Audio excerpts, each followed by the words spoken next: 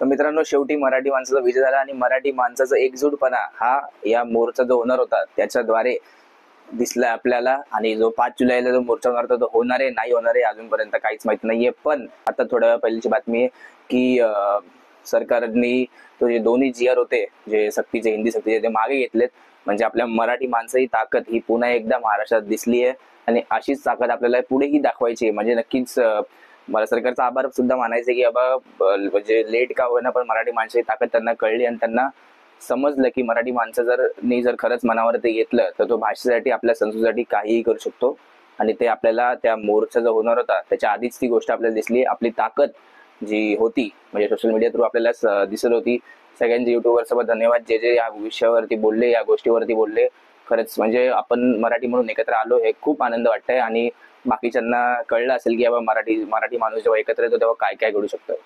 म्हणजे सरकारला नाकावर टिचून सरकारने ते दोन्ही GR रद्द केले हे खूप चांगलं पण वाटतंय. आणि त्यांचे आभार सुद्धा की त्यांना लेट असू द्या पण किमान समजलं की बाबा महाराष्ट्रामध्ये मराठी हीच फक्त इम्पॉर्टंट आहे आणि तीच लोकांनी नीट शिकली पाहिजे, कारण की ती आमची मातृभाषा आहे. हिंदी ही सक्ती आमच्या महाराष्ट्रात चालणार नाही. पण त्यांना नवीन समिती हे करणार आहे ते.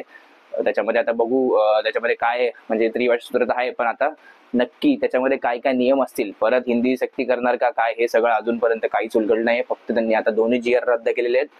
मला एक समजत नाही की मग जर एवढं करायचं होतं म्हणजे हे लोक आपल्याला, मला असं वाटतं ना, ह्यांचं टेस्ट करत होते आपल्याला की मराठी माणूस हा खरंच बाबा एकत्र येतो की नाही, है ना, हे बघत होते. यांची मराठी माणसाची ताकद हे लोक चेक करत होते असं मला वाटतंय. कारण की जर तुम्हाला माहिती आहे की हा असा नियम काढल्यावरती मराठी माणूस हा पेटून उठेल, तर मग हा GR काढायचाच कशाला होता. त्रिभाषा सुरू हा पाहिजेच कशाला आपल्या महाराष्ट्रामध्ये. बाकीचे स्टेट का नाही त्याला एक्सेप्ट करत आणि आपणच काय एक्सेप्ट करतोय.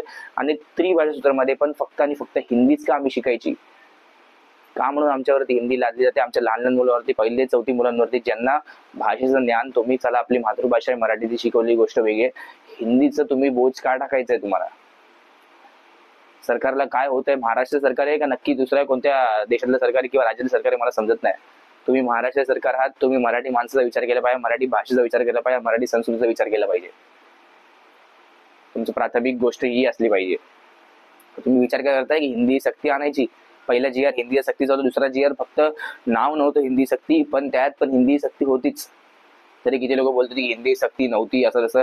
जरा तो GR नीट वाचा, त्यात लिहिलेलं की बाबा जर तिसरी भाषा तुमच्या मनावरती घ्यायची, पण मला सांगा जर तुम्हाला सुद्धा ऑप्शन द्या, तुम्ही काय बोलाल की मला हिंदीच आवडते आणि हिंदी शिकेल मी.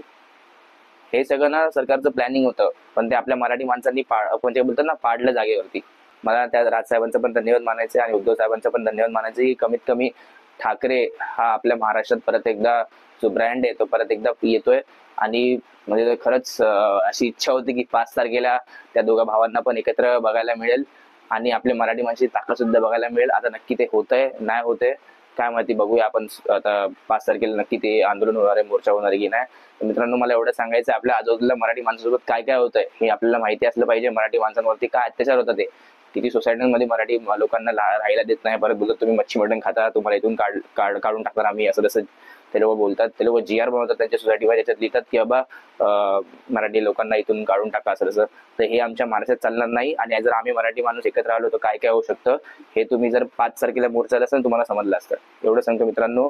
व्हिडिओ आवडला असेल तर व्हिडिओ लाईक करा, चॅनलला नवीन असेल सबस्क्राईब करा आणि लोकांपर्यंत हा व्हिडिओ पोहोचवा. जय हिंद, जय महाराष्ट्र.